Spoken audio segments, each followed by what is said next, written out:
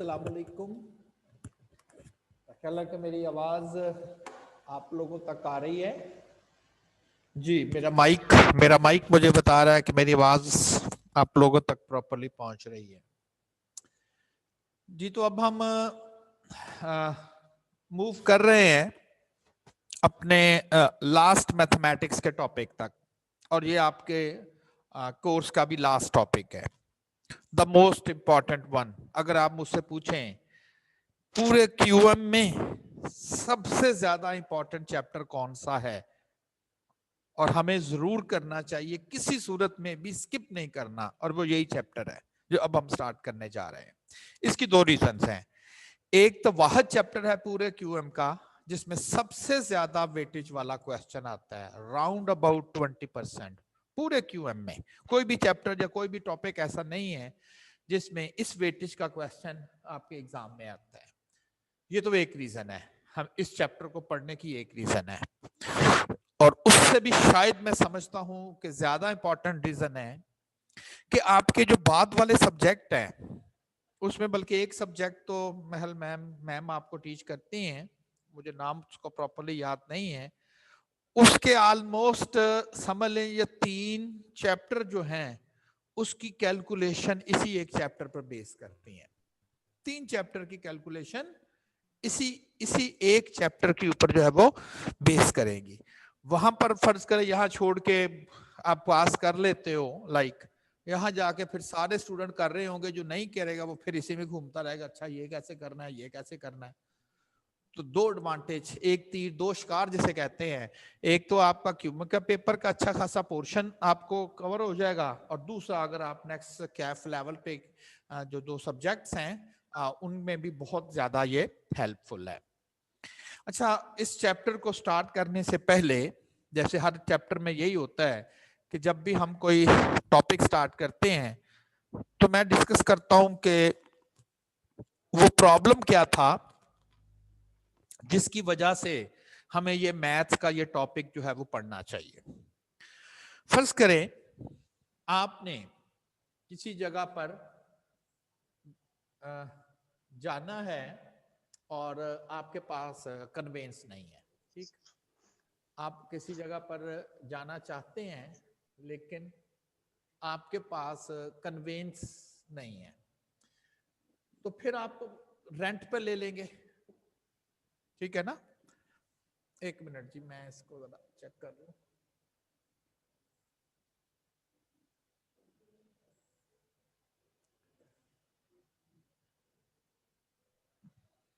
एक मिनट आप वेट करेंगे, मैं कैलिब्रेशन इसकी चेक कर दूं तो फिर मैं आपसे करता हूं बात।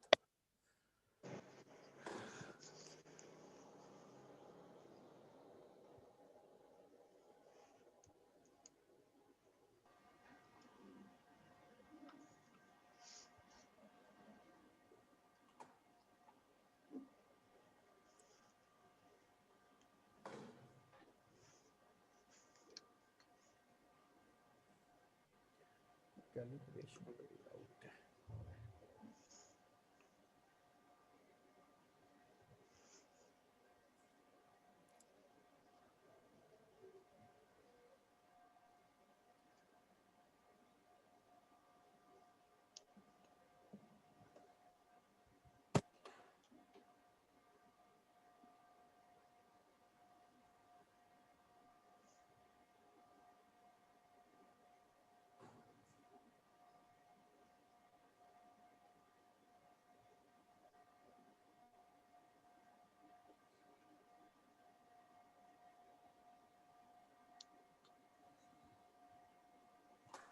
जी, तो आप किसी जगह पर किसी लॉन्ग जर्नी पे जाना चाहते हैं लेकिन आपके पास कोई गाड़ी वगैरह नहीं है, तो आप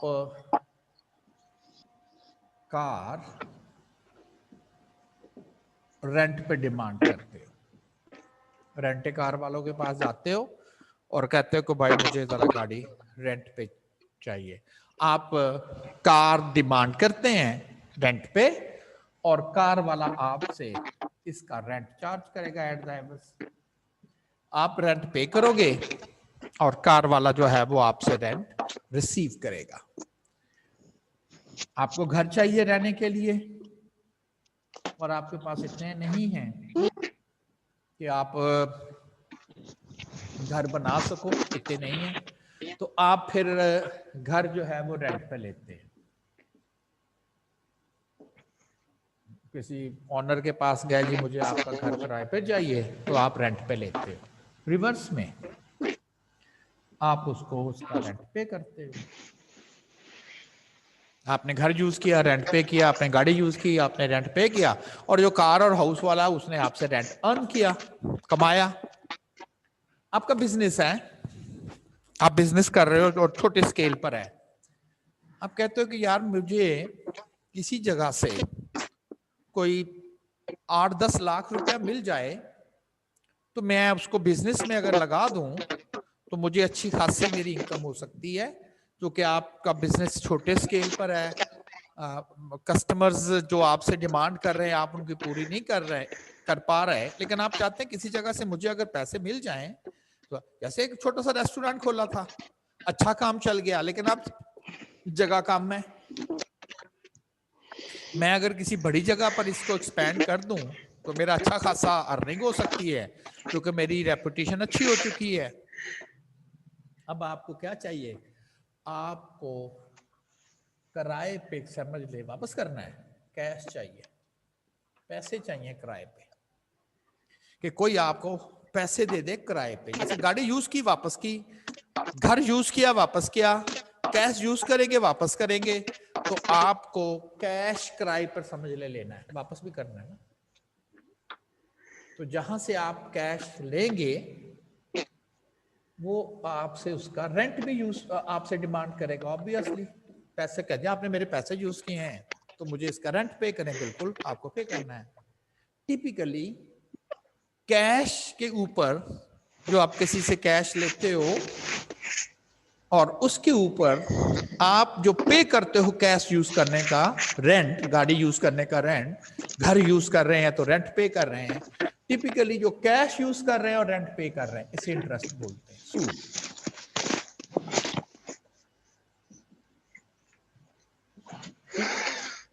ये नेक्स्ट चैप्टर यही है बिजनेस। देखिए एक चीज में बड़ी आपको अभी से क्लियर कर दूं, मैं इस वक्त ये बिल्कुल डिस्कशन नहीं हो रही हमारी कि जी सूद ठीक है या गलत है। कोई कहते हैं जी गाड़ी किराए पर लेके देना रेंट उसका ठीक है, उसी पैसों का घर बना के रेंट दे दें ठीक है, तो अगर उसको राह ही रहने दे, कैश ही दे दे, तो फिर ये क्यों गलत है? हम उसकी डिस्कशन में तो जा ही नहीं रहे ना, ठीक? उसकी डिस्कशन में जा रहा है कि क्या ठीक है क्या गलत है। हमें तो जो टॉपिक था मुझे तो वो टीच करना है। दूसरी, अगर आप इसे गलत समझते, मैं वैसी बात कर रहा हूं, तो मैं आपको इसके ऊपर अमल करने के लिए तो नहीं कह रहा। मैं तो कहता हूं पढ़ ले, मेरी ड्यूटी है पढ़ाना, बस ये चीज होती है। मैं नहीं कहता इसके ऊपर अमल करें। तो हमारा नेक्स्ट चैप्टर ही टोटली यही है, सूद, इंटरेस्ट। क्या है इंटरेस्ट? आप जी किसी से पैसे लेके यूज करते हो तो वापस पे आपने उसका किराया नहीं देना है जी, उसे ही इंटरेस्ट कहते हैं, उसे ही इंटरेस्ट का नाम दिया जाता है। अब हमारे पास नेक्स्ट जो चैप्टर है वो नेक्स्ट चैप्टर एक्चुअली है ये,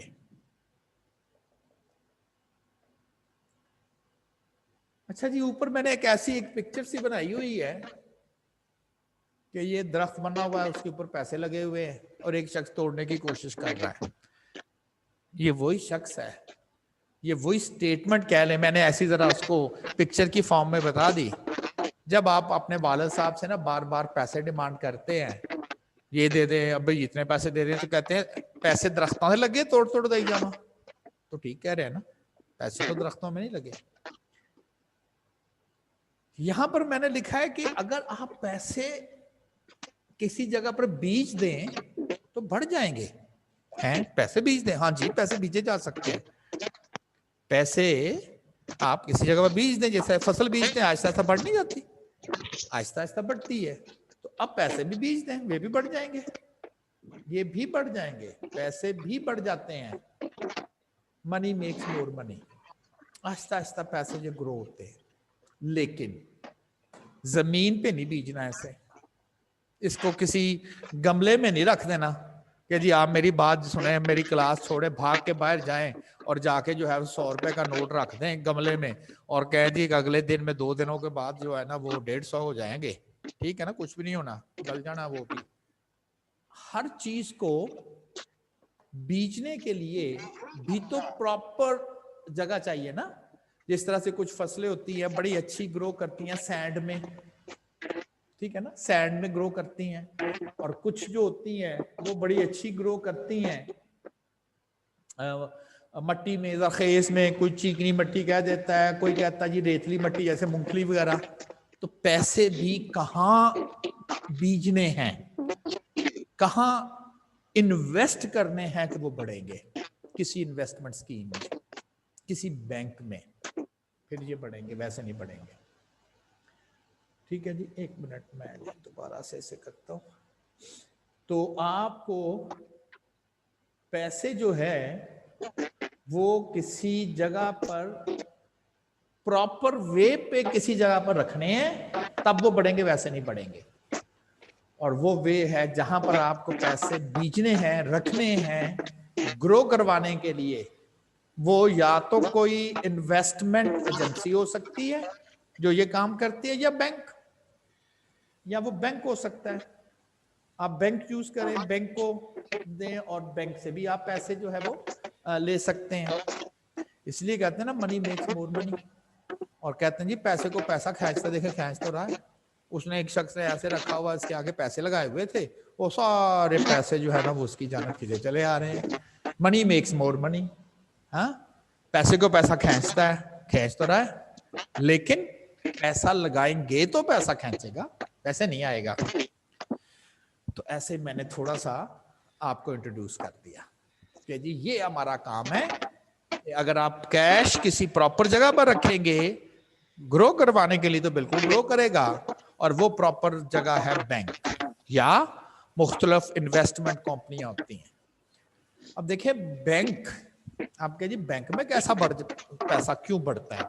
वाकई बैंक में अगर रखा रहे पैसा तो बढ़ता क्यों है? देखिए बैंक में इसलिए पैसा बढ़ता है, आप बैंक में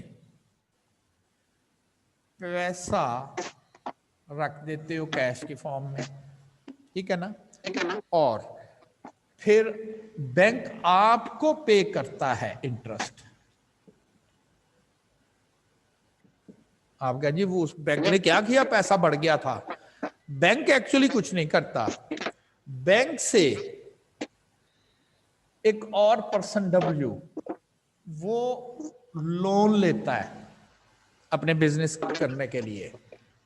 वो लोन लेता है अपना बिजनेस करने के लिए। जब वो अपना बिजनेस करने के लिए लोन लेता है तो उसके एवज वो पैसे चार्ज करता है बैंक। जब आप डब्ल्यू ने उससे लोन लिया है, उधार लिया है, पैसा रेंट पे लिया है, तो फिर डब्ल्यू इसको इंटरेस्ट पे करेगा, किराया पे करेगा। तो बैंक ने डब्ल्यू से इंटरेस्ट अर्न करना है, आपको उसने इंटरेस्ट पे करना है। डायरेक्ट आप समझ ले बीच में बस बैंक आया हुआ है। जैसे एक घर है, जो प्रॉपर्टी डीलर है, क्या उसके पास घर होता है? नहीं, घर तो किसी और का चाहिए, किसी और को। वो मिडलमैन का रोल प्ले करता है। और क्या वो पैसे नहीं लेता? दोनों साइड से लेता है, कहता आप भी दे आप भी दे। ठीक, एग्जैक्टली बैंक का रोल यही है, मिडलमैन का। आप वहां पर पैसे रखाते हो, यार मुझे नहीं पता किसको पैसे चाहिए, जिसको उधार पैसे चाहिए, लोन उसे आप दे दीजिएगा।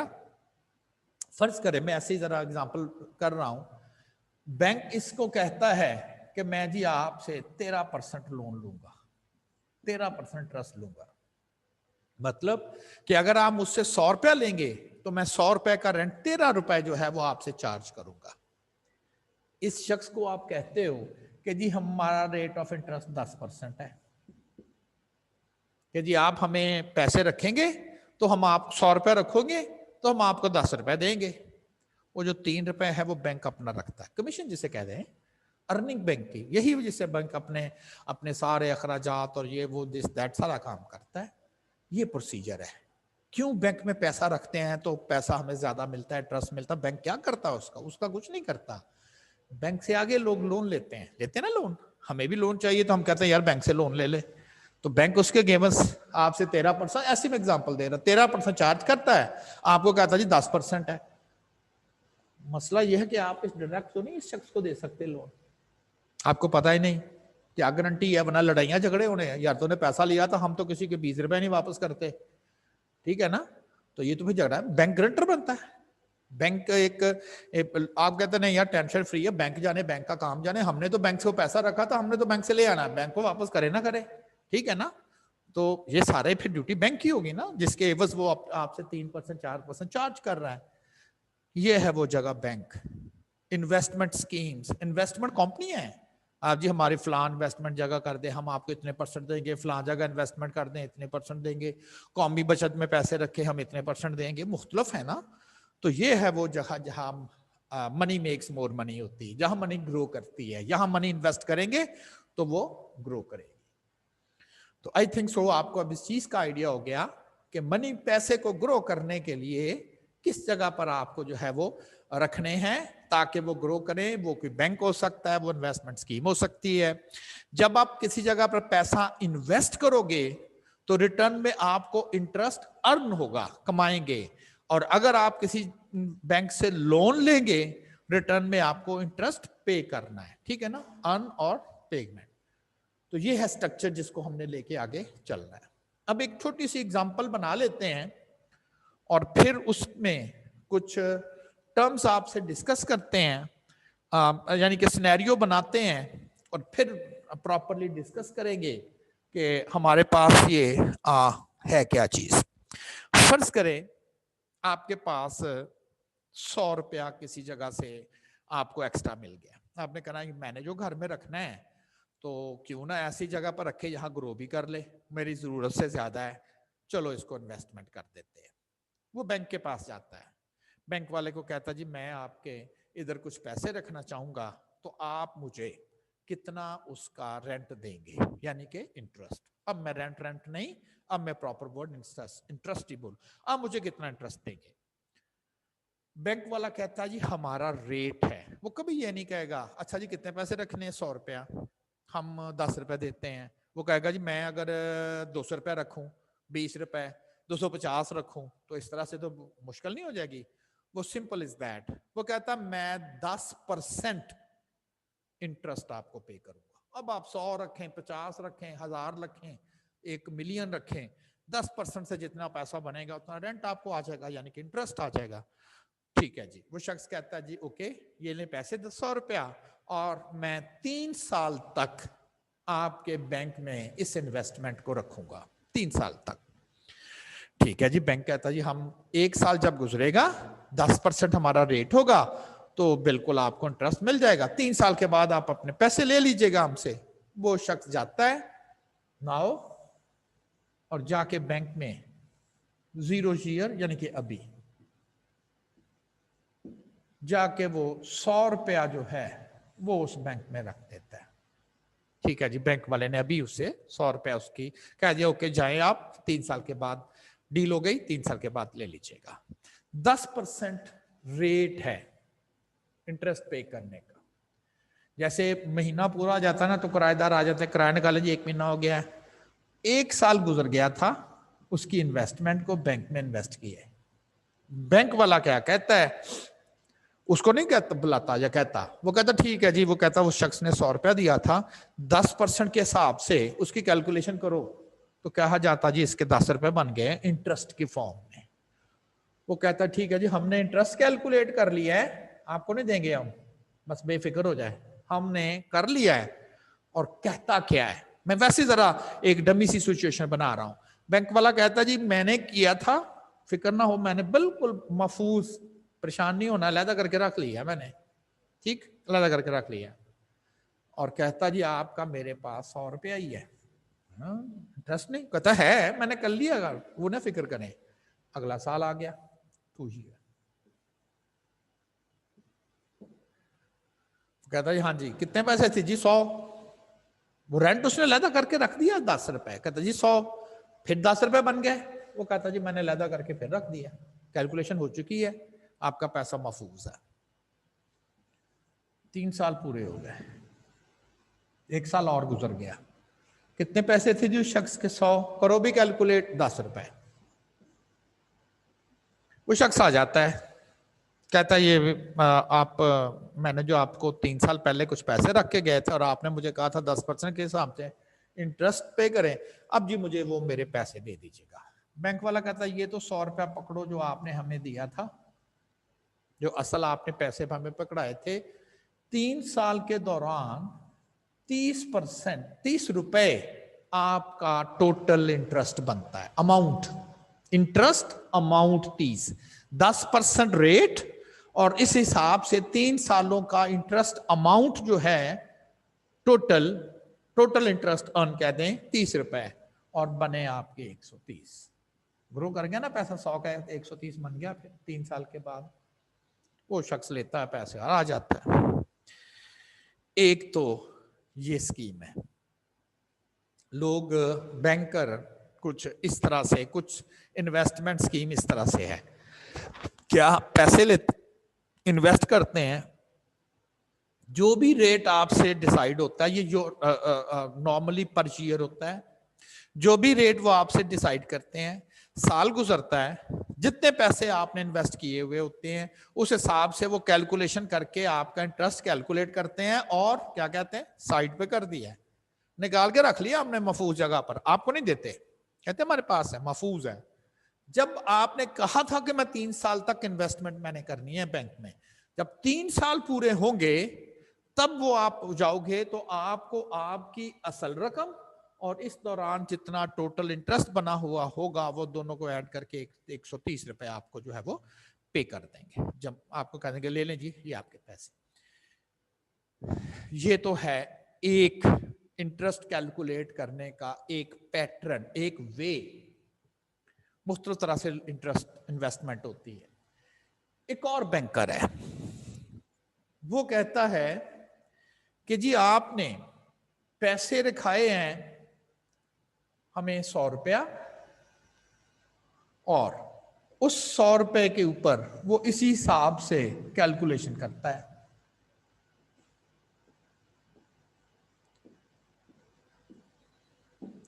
₹100 आपने रखाया, 1 साल गुजर चुका है, वो कहता जी लो जी इसकी कैलकुलेशन करो 10 रुपए। लेकिन ये बैंक वाला क्या करता है, वो कहता जी 100 रुपया आपने मुझे पहले जमा करवाया था, 1 साल के बाद जो 10 रुपए आपका रेंट बना है इंटरेस्ट, वो भी आप ही का है, मैं उसको लादा नहीं रख रहा। बल्कि वो क्या करता है, वो उस 10 रुपयों को आपके प्रीवियस पैसे में जमा कर देता है और कहता 1 साल के बाद कहता जी आपकी अब मेरे पास इन्वेस्टमेंट 100 नहीं है, 110 रुपए है। जबकि पिछले वाले ने क्या कहा था, कहेंगे आपने इन्वेस्टमेंट 100 दी थी ना, बस 100 ही रहेगी। वो आप कहेंगे मेरा इंटरेस्ट वही लदा किए जा रहे हैं, हम फिक्र ना करें। ये बैंक वाला क्या कर रहा है, कहता जी कि जो आपने मेरे पास इन्वेस्टमेंट की थी 100, जिसका इंटरेस्ट बना 10, ये 10 रुपए भी आप ही के हैं, मेरे कौन से हैं, मैं जी आपके पैसों में डाल देता हूं, 110 रुपए हो गया। अगला साल आ गया, अब वो आपको कहेगा जी आपके पैसे, बैंक वाला कहता है जी 110 रुपए हैं, 100 रुपया नहीं है। 110 रुपए के ऊपर 10% के हिसाब से वो इंटरेस्ट कैलकुलेट करेगा और वो बनेगा 11 रुपए। 110 का 10% 11 रुपए। और फिर कहता है कि जी 110 तो आपके पहले ही थे हमारे पास, 1 साल के दौरान 11 रुपए आपके और बने हैं, अब आपके टोटल पैसे जो मेरे पास हैं वो 121 रुपए हैं, टोटल 121 रुपए है। इधर पहले साल का इंटरेस्ट 10 था, दूसरे साल का इंटरेस्ट जो है वो 11 है, अब तीसरा साल है।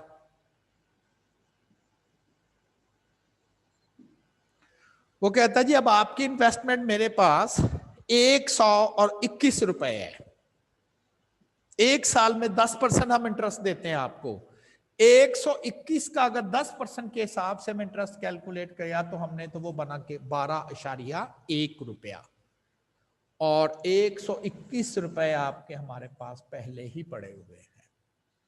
टोटल रकम आपके पास जो हमारे पास बनी है आपके लिए वो 133.1 रुपये बना। उसने कहा था 130 बना है, इसने कहा 133.1 बना है। दोनों इंटरेस्ट स्कीम्स डिफरेंट है। मैं नहीं कहता ये आपकी, ज़ाहिर आपको तो दूसरे में फायदा है ना, आपको दूसरे में फायदा, वो तो जिस जगह पर या जो भी प्लान है या जिस तरह से भी है, वो कहता है हम तो ऐसे करते हैं, वो कहता हम तो ऐसे करते हैं। आपको समझाना है ना ये दोनों स्कीम्स क्या कहलाती हैं।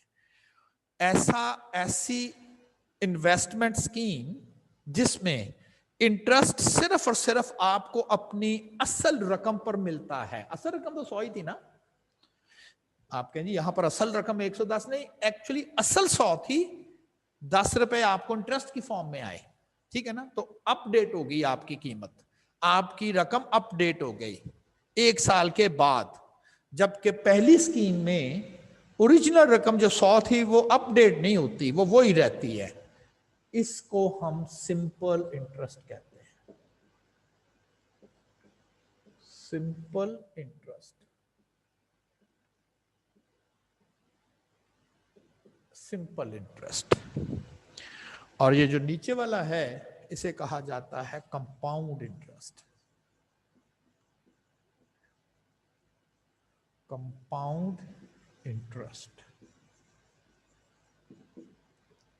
सिंपल इंटरेस्ट में जो ओरिजिनल आपकी रकम है वो अपडेट नहीं होती, through out remains the same. जबकि कंपाउंड इंटरेस्ट में हर कैलकुलेशन के बाद जो आपकी ओरिजिनल रकम है वो अपडेट होगी, इन द सेंस कि उसमें अब इंटरेस्ट भी ऐड हो जाएगा और वो चेंज हो जाएगा। दो फर्क, ये अपडेट होगी, वो अपडेट नहीं होगी, वो हर दफा वही रहेगी। चूंकि वो हर दफा वही रहती है तो हर साल जो इंटरेस्ट अमाउंट है, कितना कमाया आपके पैसे ने, वो सेम ही रहता है। 10 रुपए हर साल ही रहेंगे, चाहे आप 100 साल तक इन्वेस्ट, क्योंकि उन्होंने हर दफा आपकी इन्वेस्टमेंट को 100 कहना है, ओरिजिनली अपडेट नहीं करना। तो इसकी वजह से इंटरेस्ट, ये चीजें आपने ध्यान में रखनी है, ये रोल प्ले करेंगी नेक्स्ट। सिंपल इंटरेस्ट में हर साल चूंकि प्रिंसिपल आपका रिमेन्स द सेम रहता है, तो सिंपल इंटरेस्ट में हर साल जो इन्वेस्टमेंट है, जो अमाउंट ऑफ इंटरेस्ट अर्न है, उसकी वैल्यू सेम ही रहती है। जैसे इस एग्जांपल में 10, कंपाउंड इंटरेस्ट में ऐसा नहीं है, हर साल amount of interest earn change होती है। पहले में चूंकि 100 रुपए के ऊपर था तो 10 रुपए इंटरेस्ट अर्न हुआ है, दूसरे साल 11 रुपए हुआ है, तीसरे साल 12.1 और ये बढ़ता जाएगा। चूंकि आपने इंटरेस्ट अर्न जो है वो प्रिंसिपल में शामिल करना है, हर एक कैलकुलेशन के बाद प्रिंसिपल ने अपडेट होना और अगली दफा आपको ज्यादा इंटरेस्ट मिलना है। तो देखें, एक साल की इंटरेस्ट 10 रुपए बनी, अगले साल की 11 बनी, अगले साल की 12.1 बनी, जबकि सिंपल इंटरेस्ट में हर साल वही 10 ही बनी, हर साल वही 10 बनेगी। तो जो कंपाउंड इंटरेस्ट है उसमें एक साल का जो इंटरेस्ट कितना कमाएंगे आप, वो हर साल चेंज होता है, बल्कि वो बढ़ता जाता है।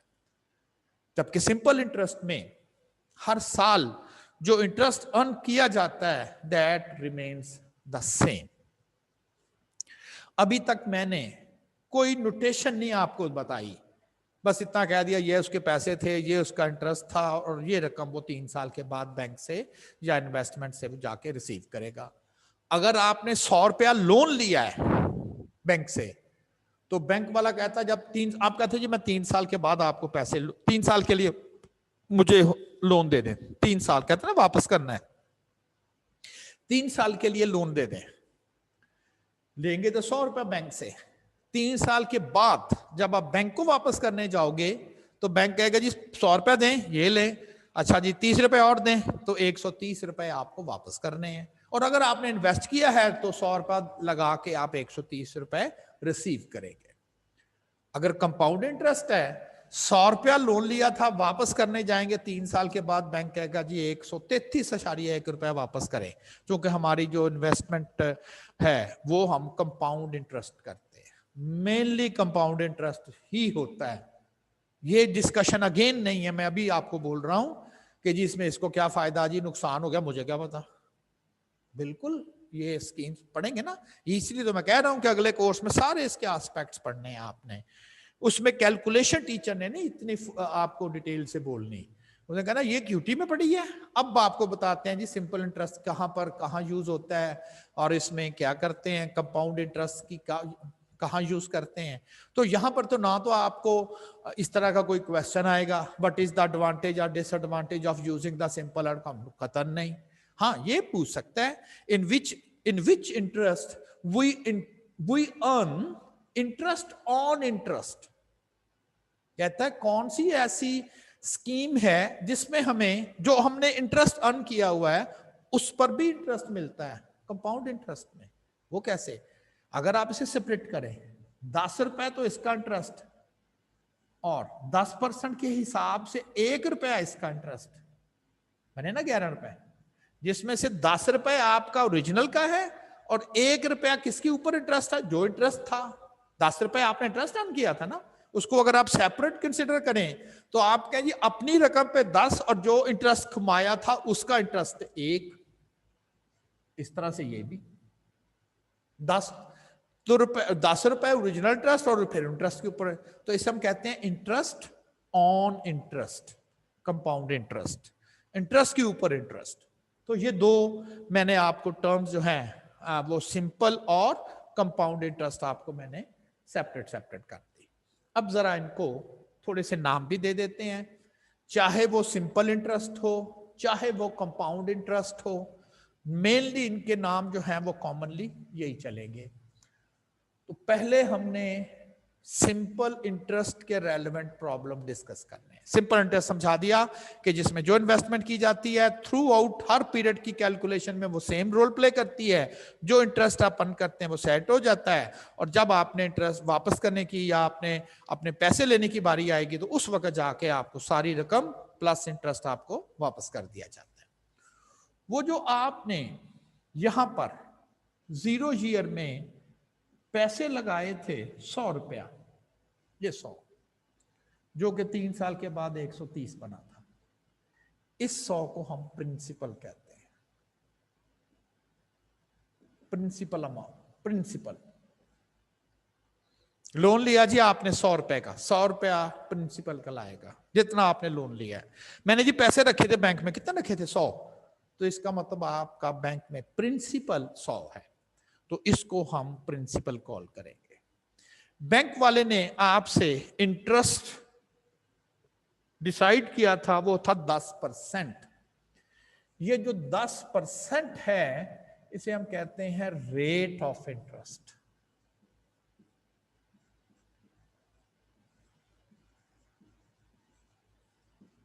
रेट ऑफ इंटरेस्ट, एक होती है अमाउंट ऑफ इंटरेस्ट, ₹10, फिर ₹30 3 साल का, ₹20 2 साल का, वो है अमाउंट ऑफ इंटरेस्ट, ये है रेट ऑफ इंटरेस्ट।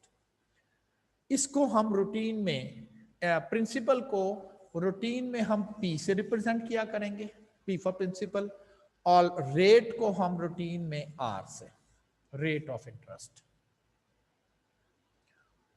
और अमाउंट ऑफ इंटरेस्ट को कैपिटल I से, वो जो ₹30 बना था, अमाउंट ऑफ इंटरेस्ट। तो रेट और अमाउंट में फर्क होना चाहिए। रेट एक परसेंटेज है, अमाउंट उससे कितनी वैल्यू बनती है उसे कह देते हैं अमाउंट ऑफ इंटरेस्ट। और जो आपने ₹130 3 साल के बाद बैंक से वापस लिए, इसे वर्ड अमाउंट सिर्फ बोल देते हैं, इसे कह देते हैं ये आपकी अमाउंट है, ठीक है ना। एक तो अमाउंट का वर्ड होता है ना, इतनी अमाउंट मैंने इन्वेस्ट की, वो पता चल रहा होता है क्वेश्चन में, ये नहीं कि जहां वर्ड अमाउंट लिखा होगा इसका मतलब है कि ये वो वाले है जो इंटरेस्ट इसमें ऐड हो चुका है, अमाउंट। इसको हम रूटीन में ए से रिप्रेजेंट किया करेंगे। तो फिर हमारे पास आ गया P, A, R और I। ये जो T टाइम है, T 3 साल 4 साल बताएगा ना कि 6 साल के बाद उसके पास फर्ज करे कहता कितने पैसे हो जाएंगे, तो T इसको हम T से रिप्रेजेंट किया करेंगे और ये टाइम को रिप्रेजेंट करेगा, तो T इज फॉर टाइम। ये मैंने आपसे 3-4 टर्म्स विद एब्रीविएशन बता रहे थे। अब आपको पता जी प्रिंसिपल क्या चीज है, अमाउंट किसे कहना है, आर क्या चीज है, आई क्या चीज है, टी किसे कहना है। इस एग्जाम्पल को जेहन में रखोगे ना 2-4 दफा अपने जेहन में इसे ना जरूर रिपीट कीजिएगा। सिंपल सी तो चीज है, इसमें कौन सी है।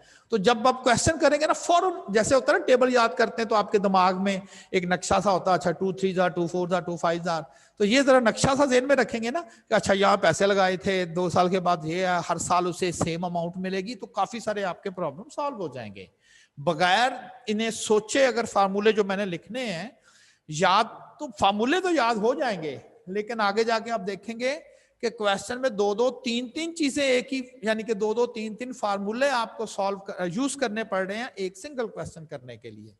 तो फिर आपके अच्छा ये करना तो इस फार्मूले से कर लेते हैं, इसे करना है उसी जगह पर कहेंगे ये वाला फार्मूला यूज कर लेते हो, तो कुछ इस तरह से। तो ये चार पांच जो हैं वो मैंने आपसे टर्म्स जो है वो एक्सप्लेन कर दी, principal, amount, rate of interest, amount of interest और टाइम। अच्छा, एक और चीज है, ये जो 100 रुपया है ये आज है, नाउ, अभी, आज। 3 साल के बाद ये 130 बनेगा। 3 साल के बाद बनेगा ना? हाँ, 3 साल के बाद बनेगा। ये अगर मैं कहूं आज 100 है, 3 साल के बाद ये फलां रेट है, ये है वो, आप कहेंगे 130। 130 आप ऐसा कह लें, 100 रुपए का जो फ्यूचर है 3 साल के बाद का फ्यूचर, फ्यूचर बाद क्या होता है ना, फ्यूचर टेंस से कहते हैं, तो 100 का फ्यूचर 130 है आफ्टर 3 ईयर, इसलिए इसे फ्यूचर वैल्यू भी कॉल करते हैं। ये भी टर्म हम यूज करेंगे, फ्यूचर वैल्यू। अमाउंट कह देते हैं या कहते हैं फ्यूचर बताओ, मतलब जब भी आपको ना फ्यूचर बताओ, आपने कहा ठीक है जी, इसको इंटरेस्ट डाल के इसका फ्यूचर बना देंगे। किसमें? आज कितने पैसे हैं, आज कितनी वैल्यू है, तो फिर इसको प्रेजेंट वैल्यू कह देते हैं। आज present, now present, future 130, present 100, कौन बनाएगा? इंटरेस्ट इसका फ्यूचर बनाएगा, ठीक है ना, इंटरेस्ट इसका फ्यूचर बना। तो ये दो टर्म भी यूज की जाती हैं, प्रिंसिपल, अमाउंट, ये टर्म भी यूज की जाती है, और ये भी यूज किया जाता है कि जी अगर प्रेजेंट वैल्यू 100 हो तो इंटरेस्ट रेट इसका फ्यूचर 130 बना देगा। जी, अब आप मुझसे पूछेंगे कि किसी अगर आपको टर्म में कंफ्यूजन है तो वो आप मुझसे पूछेंगे। फिलहाल हम सिर्फ अभी सिंपल इंटरेस्ट को फोकस करेंगे। जी, कोई है कंफ्यूजन किसी को? ओके जी, अब हमने कुछ अपने रेलेवेंट प्रॉब्लम्स करने हैं ताकि हम इन प्रॉब्लम्स को देख सकें कि ये वाली सारी की सारी कैलकुलेशंस जो है वो किस तरह से हम इसका जो रोल प्ले जो है वो करेंगे।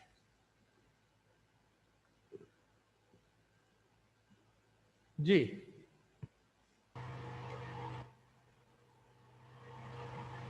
बोलिएगा।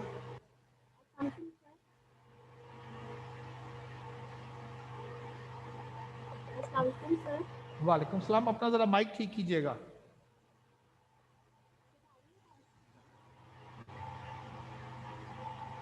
सर जी, प्रिंसिपल का पूछना था, आपने उसको क्या बताया था? प्रिंसिपल उस पैसे को कहते हैं जो आप ओरिजिनली इन्वेस्ट करते हो, उसे प्रिंसिपल बोलते हैं। जो सर ये आपकी ओरिजिनल इन्वेस्टमेंट होती है, या अगर आप लोन लेने गए हैं तो जितने पैसों का लोन लेंगे 10 लाख, तो 10 लाख रुपया प्रिंसिपल का लाएगा। ओरिजिनल वैल्यू को, ओरिजिनल अमाउंट को बोलते हैं। और सर ये अमाउंट का भी बता दे एक बार। अमाउंट अब उसने ग्रो करना है, क्यों? इंटरेस्ट बढ़ते जाना है। 100 रुपया आपने इन्वेस्ट किया था, 10 रुपए हर साल बढ़ते जा रहे हैं, 3 साल के बाद वो 130 रुपए हो गए। वो जो 130 रुपए है उसे हम अमाउंट बोलते हैं। या एक और टर्म यूज करते हैं, कहते हैं जी प्रेजेंट तो 100 था, 3 साल के बाद वो फ्यूचर में 130 हो गया, तो प्रिंसिपल को प्रेजेंट वैल्यू भी कॉल कर देते हैं, और अमाउंट को हम फ्यूचर वैल्यू भी डिक्लेयर करते हैं। तो 100 रुपया प्रेजेंट था और उसका जो फ्यूचर था वो 130 रुपए था। हाँ जी, और किसी ने क्वेश्चन कर, आपने, और है क्वेश्चन आपका?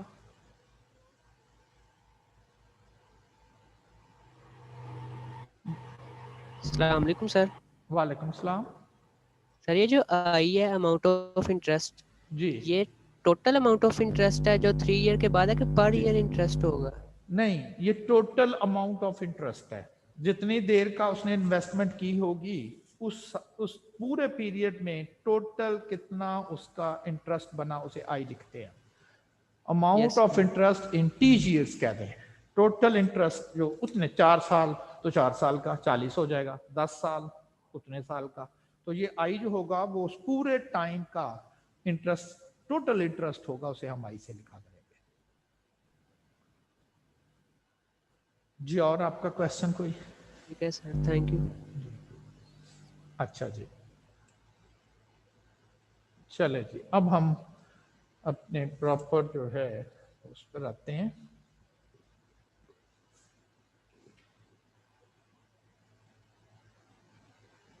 इंटरेस्ट व्हेन यू बारो मनी फ्रॉम अ बैंक, अगर आप मनी बैंक से लोन लेते बारो करते हो, यू पे इंटरेस्ट, आप इंटरेस्ट पे करते हो। क्यों? For the use of bank money, bank के पैसे अपने तो नहीं होते ना, उसने भी तो आगे से लिए होते हैं। व्हेन यू डिपॉजिट मनी, अगर आप पैसे जमा कराते हो, यू आर पेड इंटरेस्ट, आपको इंटरेस्ट पे किया जाता है, ठीक है ना। वो आपने कहना जी इंटरेस्ट पे ही करने के रिसीव करना, वो दोनों ही होंगे। किसी जगह कुछ क्वेश्चन में कहेगा जी आपने लोन लिया है तो आप इंटरेस्ट पे करना है, किसी जगह पर कहेगा जी आप इन्वेस्टमेंट कर रहे हैं तो इसका मतलब आप इंटरेस्ट रिसीव कर रहे हैं। Simple interest is one type of fee, देखा ना मैंने फी लिख दिया, रेंट लिख दिया, पेड, क्यों आपने इंटरेस्ट पे करना है? For the use of money, आपने पैसे इस्तेमाल किए इसलिए आपको इंटरेस्ट जो है वो रेंट जो है या फी जो है उसकी पे करनी है, उसे हम पे करना पड़ेगा हमें। कितनी आपको फी पे करनी है? वो जो 30 रुपए मैंने निकाले थे ना, क्या किया मैंने एक एक साल की कैलकुलेशन करता गया, एक एक साल की। टाइम कंज्यूमिंग नहीं है कि 1 साल फिर 2 साल फिर 3 साल फिर 4 साल फिर 5 साल, वही तो चलो 3 साल, अगर ये 30 साल का होता तो फिर तो पहला फार्मूला के 30 ईयर्स में, अगर 30 ईयर तक अगर आपके पास पैसे रहते हैं तो आपको टोटल कितनी फी यानी कि इंटरेस्ट आपको पे करना पड़ेगा। ये अमाउंट ऑफ इंटरेस्ट की बात हो रही है। इसमें जो पी है, ये जो आई है, ये सिंपल इंटरेस्ट, हम वर्ड नहीं लिखते। जब भी वो कहेगा ना ये इंटरेस्ट है तो इससे मुराद यही होगी अमाउंट ऑफ इंटरेस्ट, ठीक है ना। तो आई कितना सिंपल इंटरेस्ट आपको बनेगा, कहता जी इन तीनों को जरब दे दें, आ जाए क्या? प्रिंसिपल मनी बारोड और इन्वेस्टेड, बारो किया है तो इंटरेस्ट पे करना है, इन्वेस्ट किया है तो इंटरेस्ट रिसीव करेंगे। कहता जी प्रिंसिपल, वो अभी वर्ड बोला principal, R rate of interest, और ये परसेंटेज फॉर्म में होता है, 2%, 4%, कहते हैं ना फलां बैंक वाला आपको इतने परसेंट इंटरेस्ट दे रहा है, यार वो 8% दे रहा है, वो 15% दे रहा है, वो 12% दे रहा है, कहते नहीं rate of interest. And this is the time in years, सालों में। लाजमी नहीं है, वो अभी बताएंगे कब ईयर में करना है, कब फलां जगह करना है। वो स्पीड वगैरह में नहीं करते कि जी ये किलोमीटर पर आ रहा है तो आर में करना है कि मिनट में, वो अलग बात है।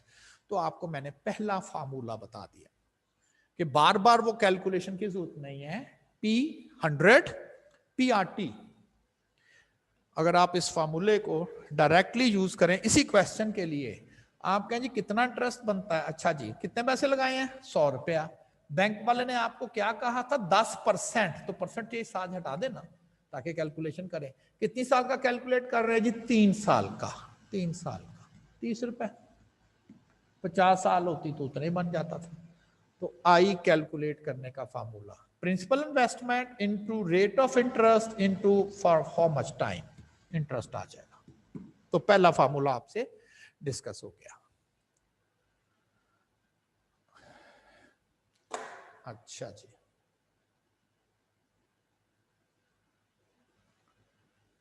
Interest earned, amount of money that the bank pays you, अगर आपने इन्वेस्टमेंट की है। आई प्रिंसिपल अमाउंट, अब देखना यहां अमाउंट का वर्ड है, यहां अमाउंट का वर्ड से मुराद पैसे, कहते हैं ना इतनी अमाउंट है यार उसके पास।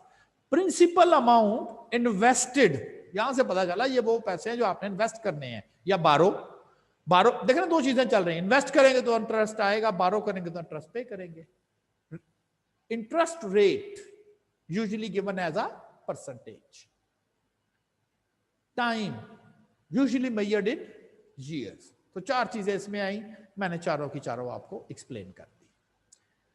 Simple interest is interest that is charged only on the amount borrowed but not on the past interest। सिर्फ और सिर्फ ये उस पर कैलकुलेट होता है जितने आपने एक्चुअली पैसे बारो किए थे। उस दौरान 1 साल के बाद आपके ऊपर 10 रुपए इंटरेस्ट बन चुका है, लेकिन अगले साल वो जो इंटरेस्ट बन चुका है 10 रुपए, उसके ऊपर नहीं आपसे इंटरेस्ट लेगा। अगर सिंपल इंटरेस्ट है, कंपाउंड होता तो उस पर भी आना था, वो नहीं रहेगा। सिर्फ और सिर्फ उस पे ऊपर चार्ज किया जाता है जो आप अमाउंट बारो करते। 100 रुपए किया, हर दफा वो 100 रुपए के ऊपर ही अगर इंटरेस्ट कैलकुलेट करता है, not on interest on interest. आप कहें 10 रुपए बन गए थे, वो उस पर नहीं, इंटरेस्ट के ऊपर इंटरेस्ट नहीं, उसे हम सिंपल इंटरेस्ट का नाम देते हैं। सिंपल इंटरेस्ट, ये अभी जो आपसे फार्मूला यूज मैंने डिस्कस किया अभी, तो ये सिंपल इंटरेस्ट का फार्मूला आपने पहले आई लिखा, मैंने ऐसा ही इसलिए लिख दिया कि आगे जाके ना कंपाउंड इंटरेस्ट भी आ जाना है, तो उसको मैं CI लिख दिया करूंगा, तो आपको क्लियर हो जाएगा। मुझे बताना यार SI का मतलब है कि ये वो, चूंकि CI कंपाउंड इंटरेस्ट कितना बनेगा वो डिफरेंट फार्मूला होगा, ये नहीं होगा, उसमें डिफरेंट है। फिलहाल सिंपल इंटरेस्ट, तो SI stands for the amount of simple interest earned during the T years on principal investment P at a rate of R%। कितने पैसे लगाए, ये रेट था, इतने सालों का सिंपल इंटरेस्ट, तो ये पहला फार्मूला। सेकंड, अमाउंट कैसे कैलकुलेट करनी है, फ्यूचर वैल्यू कैसे, क्योंकि अमाउंट को फ्यूचर वैल्यू बोलते हैं ना, जिसे हम A से रिप्रेजेंट किया करेंगे, A फॉर अमाउंट कह लें, ठीक, फ्यूचर वैल्यू भी और अमाउंट भी। फार्मूला क्या है अमाउंट का, सिंपल इज दैट, कहता प्रिंसिपल में SI डाल दें, प्रिंसिपल जो आपने बारो किया था या आपने इन्वेस्ट किया था प्रिंसिपल, उसमें बस SI और डाल दे, बिल्कुल ठीक है। तो P में I ऐड कर देंगे तो आपके पास टोटल अमाउंट आ जाएगी। या क्या करें, इस प्रिंसिपल की जगह पर ये वाला फार्मूला जो है, सॉरी, इस SI की जगह पर दोनों तरह से हम किया करेंगे, यानी कि कभी ये वाला फार्मूला चलेगा कि जी P में I ऐड करें, और कभी ये होगा कि अगर आप इसकी वैल्यू यहां पर रखते हैं, इस प्रिंसिपल की जगह पर, इस इंटरेस्ट की जगह पर ये वाली PRT, और इसके बाद कॉमन कर ले P, तो 1+RT फार्मूला बन गया। तो दूसरा फार्मूला अमाउंट का क्या है कि अगर आपके पास एग्जामिनर या आपके क्वेश्चन आता है जी इतने पैसे रखे थे, 3 साल के बाद वो उसको कितने पैसे बैंक से मिलेंगे, ये अमाउंट मिलेगी, फ्यूचर वैल्यू कितनी मिलेगी, ये तो पूछ रहा है। आप कहेंगे P इंटू 1+RT मिलेंगे उसे। P is the principal and R is the rate and T is the time, तो उसे इतने पैसे बैंक से मिल जाएंगे। अब जरा एक एग्जांपल करते हैं। मैंने ऐसे ही एक पिक्चर बनाई हुई है और मैंने कहा है कि ये प्रेजेंट था और एरो देके क्या जी इसका फ्यूचर बताएं क्या होगा, इस फार्मूले से बना देंगे हम। A loan of ₹2500 made on June 5 जून को 2500 रुपए का किसी शख्स ने बैंक से लोन लिया है, टू बी रीपेड, वापस करना है Feb 5, उसने थोड़ी देर के लिए लिया, 5 फरवरी को मैं वापस कर दूंगा, विद इंटरेस्ट ऑफ 14%। बैंक वाला कहता जी हम आपसे रेंट लेंगे 14% के हिसाब से। कितनी देर का, ये होते पर ईयर है, जब तक वो स्पेसिफाई नहीं करता कि जी इतना रेट इतनी देर के बाद। 1 साल का रेट उसने आपको बताया वो 14%, यानी अगर आप फर्ज करें, अगर मैं कहता हूँ ना 100 रुपए लोन लिया, 10% इंटरेस्ट रेट है, कितनी देर के बाद वो 10 रुपए बनेंगे भाई, 100 का 10% 10 रुपए बनेंगे ना, कितनी देर के बाद, 1 साल के बाद, ये नहीं कि एक दिन के बाद ही कहेंगे 10 रुपए इंटरेस्ट हो गया। तो 14% मेंशन ना हो तो पर एनम 1 साल का। कहता find amount of interest, amount कह रहा है, रेट तो उसने दिया हुआ 14, कहता कितना इंटरेस्ट बनेगा, कितनी देर का, जितनी देर उसने लोन रखा है, कब कितनी देर रखा है, June 5 से Feb 5 तक रखा है उसने loan, and the amount to be repaid, कितने पैसे उसे वापस करने पड़ेंगे, 2500, नहीं 2500 तो लिया था, तो फिर क्या वापस करना है, भी रेंट नहीं देना आपने जितनी देर आपने पैसे रखे हैं, हाँ बिल्कुल, तो फिर P में I ऐड भी तो करेंगे ना, P में I ऐड भी करेंगे, यानी कि जो दो ऊपर फार्मूले हैं, एक उसने पूछ लिया जी कितना इंटरेस्ट बनेगा, दूसरा उसने पूछा कि अमाउंट रीपे करेंगे, वापस करेंगे तो कितनी आपको करनी पड़ेगी। आप जरा ना जो इन्फॉर्मेशन है ना उसे साइड पर लिख लिया करें। 2500 तो P है, प्रिंसिपल है, R 14% है, रेट ऑफ इंटरेस्ट है, मेंशन नहीं है, पर एनम है, ईयर है, यहां पर आपने मैच करना है। देखिए जो P है वो तो प्रिंसिपल है, रेट R और T ये दोनों मैच होने चाहिए। रेट अगर पर ईयर दिया गया है तो टाइम भी मिनटों में नहीं रखना, मंथ्स में नहीं रखना, ईयर्स में रखना है, दोनों मैच होने चाहिए। जितनी देर का रेट है पर ईयर, मैंने कहा ना होता ही पर ईयर, देखेंगे आगे जाके वो स्पेसिफाई भी किया गया, बस आपने ये रखना है कि जितना रेट है पर ईयर है तो टाइम भी ईयर में ही करना है। अब उसने जो लोन लिया है वो जून 5 को लिया है और वापस कर दिया है फेब 5 को, तो ये टोटल 8 माह बनते हैं। जून, जुलाई, अगस्त, सितंबर, अक्टूबर, नवंबर, दिसंबर, जन और फेब, 8 माह उसने लोन यूज किया है। तो उसे 8 माह में कितना इंटरेस्ट पे करना पड़ेगा? अगर वो 2500 का लोन लेता है, 14% के हिसाब से उसने लोन वापस करना है, इंटरेस्ट बनता है, तो 8 माह का इंटरेस्ट कैसे कैलकुलेट करेंगे? तो सिंपल इज दैट, 8 माह को ईयर में आपने कन्वर्ट कर देना है, तो 8/12 ईयर बनते हैं। बस इसके बाद इनको जरब दे दे, काम खत्म। कितना इंटरेस्ट बनेगा? पीआरटी बनेगा, पी आर परसेंटेज हटानी है ना, टी टाइम इन ईयर्स, क्यों? Rate in years. तो ये 233.33 रुपए 8 माह का इंटरेस्ट बनेगा। अगर वो 2500 रुपया लेता है, 14% का रेट है, 8 माह का टोटल इंटरेस्ट तो उसे वापस करना पड़ेगा, वो 233.33 रुपए होंगे। ये तो था अमाउंट ऑफ इंटरेस्ट, बता दीजिए इतनी इंटरेस्ट उसे वापस करनी है। Second, a amount to be repaid, कितने पैसे वापस करने पड़ेंगे? पी 2500 है, प्लस आई कैलकुलेट कर चुके हैं, तो उसे 2733 रुपए वापस करने, 33 इतने रुपए उसे रीपे करने हैं, वापस करने हैं। इसलिए कि इस दौरान 8 माह में उसे 233 रुपए के फॉर्म, लोन की फॉर्म में भी वापस करनी है। एक तो अब ये कर सकते हो, अगर आपके पास आई अवेलेबल है तो P प्लस आई करके कर लो, अदरवाइज अमाउंट कैलकुलेट करनी है तो इस फार्मूले को डायरेक्ट भी यूज कर सकते हो एक ही स्टेप में। अगर सिर्फ अमाउंट ही पूछ रहा है, P into 1 plus R T, P1 plus R and T, और वो 8/12 को मैंने डेसिमल्स में लिख दिया, तो ये सेम बनता। तो किसी तरह से भी जेन में होना चाहिए ना, किसी जगह पर तो वाहद चॉइस P प्लस आई रह जाती है, और किसी जगह पर जैसे इस क्वेश्चन में तो दोनों चॉइसेस हैं, P प्लस आई भी करके आप ले सकते हो और डायरेक्ट फार्मूला भी यूज करके आप कैलकुलेट। तो सिंपल से एक चीज इंट्रोड्यूस करनी थी। अच्छा, इन क्वेश्चंस में मैं ना फार्मूला आपको मैंने सिर्फ फार्मूला बताना है, करना क्या है, बाकी काम देखें क्या है, कैलकुलेशन ही है ना। कैलकुलेटर पे रख के, और प्रेफरेबली आप ना सारी कैलकुलेशन एक ही दफा लिख दिया करें, बार बार। अच्छा जी पहले 1 प्लस ये करेंगे, फिर ये करेंगे, फिर ये करेंगे, समझ रहे हैं ना। एक ही दफा लिखने से क्या मुराद है? लाइक अगर मैं यहां पर आपको कहता हूं कि एक ही दफा ये कैलकुलेशन आप ना कैलकुलेटर पे प्लेस कर दिया करें।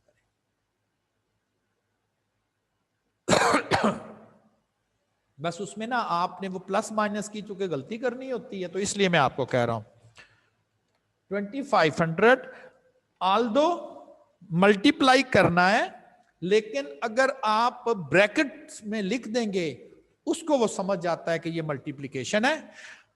1 प्लस आर टी, खुद ही समझ लें ये वाला। अब यहां मल्टीप्लाई आपको सिंबल अप्लाई करना पड़ेगा, मल्टीप्लीकेशन आपको यहां पर करनी पड़ेगी। 8/12 कर दें, चले, और ज्यादा कहें जी बस ठीक हो गया। P into 1 plus R T पूरा हो गया ना, इक्वल डेसिमल्स 2733.33। जरूर ये करना है। मैं अब जाहिर है कि एक दफा आपको बता दें, ऐसे फार्मूले में वैल्यू रख दें, इसके बाद आपने फार्मूले में वैल्यू कैलकुलेशन आपने जरूर करनी है, आपने जरूर प्रैक्टिस करनी जल्दी जल्दी। जैसे आप अपने वो मैसेज की प्रैक्टिस करते हो ना, इसकी भी बेटा आपने करनी है ताकि आपका टाइम सेव।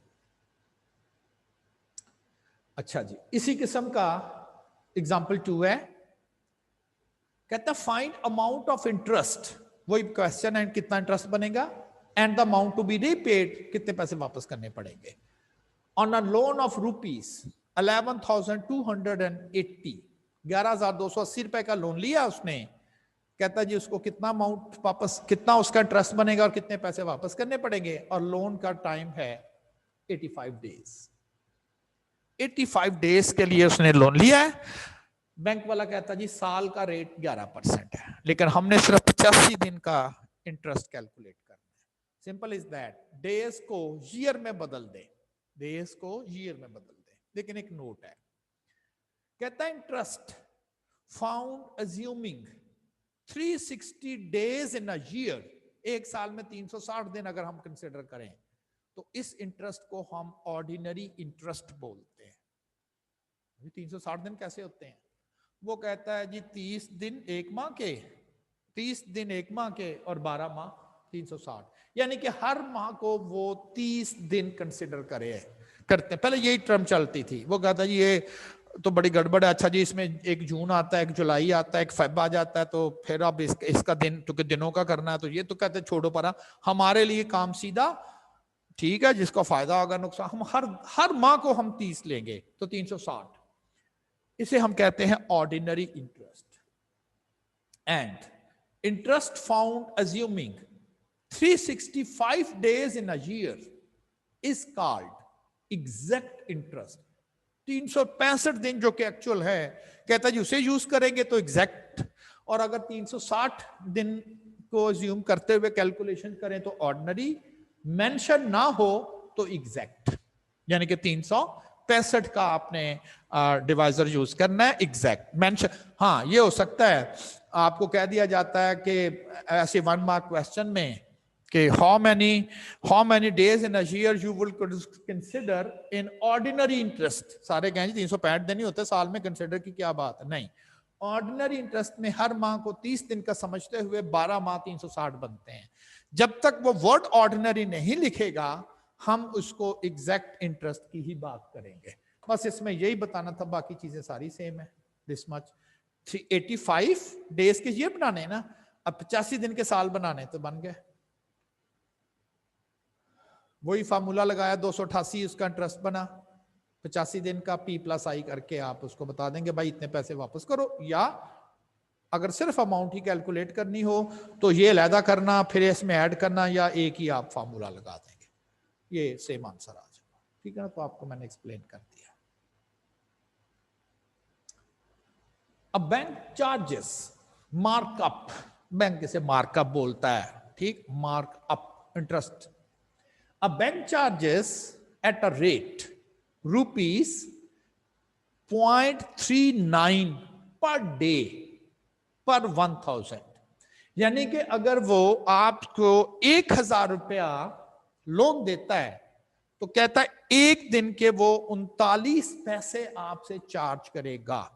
ये बेसिकली उसने आपको अमाउंट ऑफ इंटरेस्ट बता दिया है, अमाउंट ऑफ इंटरेस्ट, रेट नहीं, अमाउंट चार्ज कर रहा है ना बैंक। क्यों चार्ज कर रहा है जी, उसने पैसे नहीं आपको 1000 रुपया दिया, मार्कअप लिखा हुआ है, मार्कअप बिल्कुल इंटरेस्ट को बोलते हैं, तो उसने टेक्निकल टर्म बदली हुई है। बैंक कहता जी हम आपको अगर 1000 रुपया लोन देंगे तो एक दिन का हम 39 पैसे आपसे चार्ज करेंगे। Rate of markup as % per annum, ये कहता जी कैलकुलेट करें किस रेट से वे पैसे बने इतने, 0.39 रुपीस पर डे है, ये किस रेट से बने हैं पैसे। सोल्यूशन, इस वक्त उसने आपको अमाउंट ऑफ इंटरेस्ट दे दिया है, रेट ऑफ इंटरेस्ट आपसे पूछ रहा है, अमाउंट ऑफ इंटरेस्ट दे दिया है, रेट ऑफ इंटरेस्ट आपसे पूछ रहा है।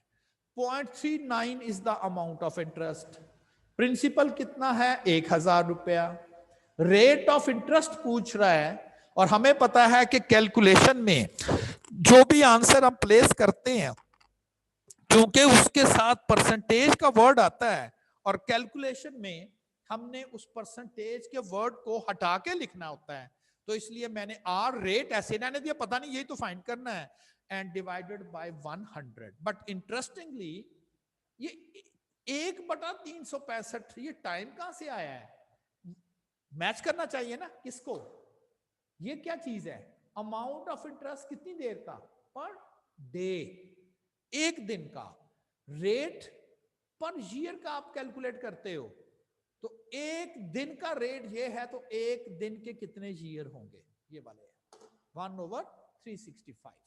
रिपीट कर रहा हूं, रेट होता per year, amount of interest earned एक दिन की है ना, तो आपने रेट बताना पर ईयर, तो टाइम आपने रखना होता है पर ईयर रखना होता है। अब उसने जो आंसर आपको दिया हुआ है वो एक दिन का इंटरेस्ट रेट है, तो आपने जब रेट रख दिया तो फिर टाइम एक दिन रखना है, लेकिन रखना ईयर में है जो कि रेट पर ईयर होता है, ठीक है ना, अंडरस्टूड है।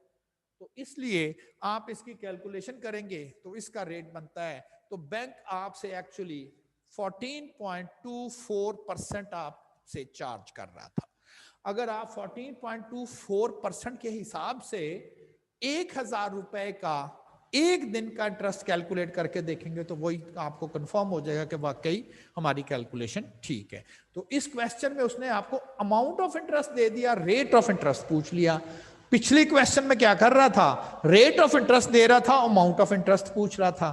तो जो अमाउंट ऑफ इंटरेस्ट का टाइम है आपने टी उतना रखना है, उसने कहा ना पर डे है ये इंटरेस्ट लेकिन आपने चूंकि इंटरेस्ट रेट होता ही पर एनम है, तो जो आपने टाइम रखना है वो पर एनम के हिसाब से रखना है। नेक्स्ट एग्जांपल बस लास्ट पे खत्म करते हैं। An individual has purchased ₹275,000 worth of saving certificate. उसने इतनी 2,75,000 मालियत के सेविंग सर्टिफिकेट खरीदे। इन्वेस्टमेंट की होता ना सेविंग सर्टिफिकेट, कौमी बचत में सर्टिफिकेट लोग कहते हैं ये पैसे रख लो, और वो उस पैसे के एवज एक्चुअली सर्टिफिकेट क्या है, समझ ले एक प्रूफ होता है कि जी ये ले 2,75,000 का कागज सर्टिफिकेट दे देता है, जो इस चीज का प्रूफ होता है कि जी इस शख्स ने हमारे पास 2,75,000 रुपया जो है वो इन्वेस्ट किया हुआ है। बैंक में तो बड़ी फॉर्मेलिटी ये वो है ना, बस वो एक सबूत के तौर पे कागज दे देते, कहते जब आपने पैसे वापस नहीं कागज दिखाइएगा हम पैसे दे देंगे। समझ ले वो 2,75,000 का नोट बना दिया, ऐसा कह ले saving certificate. The certificate expires in 25 years, 25 साल तक उसने कहा जी मैं आपके पास इन्वेस्टमेंट रखूंगा, कितनी 2,75,000। And a simple interest rate is computed quarterly at a rate of 3% per quarter। अब यहां पर 3% रेट है, लेकिन बड़ा ही क्लियरली मेंशन है वो एक क्वार्टर का है। जहां ना मेंशन हो वो पर ईयर, और यहां वो उसने मेंशन कर दिया, तो 3% जो रेट है वो पर क्वार्टर का है। अब हमने क्या करना है, जब मुझे टी जितनी देर का भी वो कहेगा ना कि इंटरेस्ट कैलकुलेट करो, तो को मैं टी को जो भी मुझे देगा, ईयर देगा, मंथ देगा, कुछ भी देगा, मैं उसे क्वार्टर में कन्वर्ट करके रखूंगा, इसलिए कि रेट उसने क्वार्टर का दिया हुआ है एट अ रेट ऑफ 3%। अगर इतना ही होता तो पर ईयर, लेकिन उसने कहा per quarter. Interest cheques are mailed to the certificate holder every 3 months। 3 माह के बाद वो कहता जी कि जितना इंटरेस्ट बनेगा 2,75,000 का, हम उसका चेक बनाएंगे, अपने पास रखने की बजाय हम उसको दे दें, ले भी। उसमें कह रहा था ना कि वो पैसे अपने पास रख रहा है, जब वो वापस करे उस वक्त देता है। उसने कहा साथ साथ काम मुकाओ, इंटरेस्ट बना 3 माह के बाद, जितना इंटरेस्ट बना चेक बनाया और कह दिया जिसके पास था उसको दे दिया, लो भाई इतनी देर का इंटरेस्ट ले लो। वो नहीं कहेगा रखो रखो यार इसको मेरे पैसों में 2,75,000 में भी शामिल कर देना, उसने शामिल करना ही नहीं था। उसने कहा हमने भी तो रखने थे ना, हम आपको दिए जा रहे हैं। कंपाउंड इंटरेस्ट होता तो फायदा था ना, इसमें तो कोई फायदा नहीं है। Interest cheques are mailed to the certificate holder after every 3 months। The interest the individual can expect to earn every 3 months। कितने का चेक बनेगा उसका, 2,75,000 रुपया उसने इंटरेस्ट लगाया था, 3% पर क्वार्टर उसका इंटरेस्ट रेट है, और उसने कहा कि अगर 3 माह के बाद उसे इंटरेस्ट मिलता है तो कितना मिलेगा।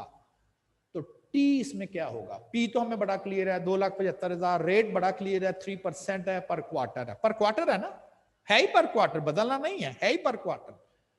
सिर्फ क्या बदलना है, 3 माह को आपने 3 माह के आपने क्वार्टर बनाने हैं। कितने बनते हैं एक साल में, टोटल 4 क्वार्टर, 4 को कहते हैं ना, 4 क्वार्टर होते हैं। अगर 12 को 4 पर तकसीम कर दें तो 3 माह का 1 क्वार्टर बनता है, ऐसे ही है ना, 3 माह का 1 क्वार्टर बनेगा। तो उसने कितने माह का पूछा, 3 का ही, यानी कि 1 क्वार्टर का उसने। तो 8,250 रुपए का इंटरेस्ट उसको मिलेगा। अगर वो 2,75,000 रुपए इन्वेस्ट किया है, 3% रेट है, क्वार्टरली रेट है, तो एक क्वार्टर का जो चेक बनता है उसका इंटरेस्ट का इस दौरान वो 8,250 रुपए का इंटरेस्ट है। जो आपने उसने हमें टाइम दिया हुआ है, रेट दिया हुआ है, हमने टाइम को रेट में ही कन्वर्ट करना है। Convert the time to the rate. Per quarter है तो आपने जितने देर के लिए कहा है उसने, उसको आपने क्वार्टर में ही बदलना है। 3 माह क्वार्टर में बदलना आपने उसको। रेट जो कहे वही लिख दें, लेकिन जो टाइम है उसको रेट के मुताबिक देखा। उधर उधर पर ईयर था तो मैंने एक दिन को साल बनाए थे, ईयर था 85 दिन के साल बनाए थे। रेट क्वार्टर है तो 3 माह के मैंने क्वार्टर बनाए हैं। तो आपने जो है टाइम उसको ही रेट के टाइम के साथ आपने कन्वर्ट करना है। जी अगर अब आपको कोई क्वेश्चन है तो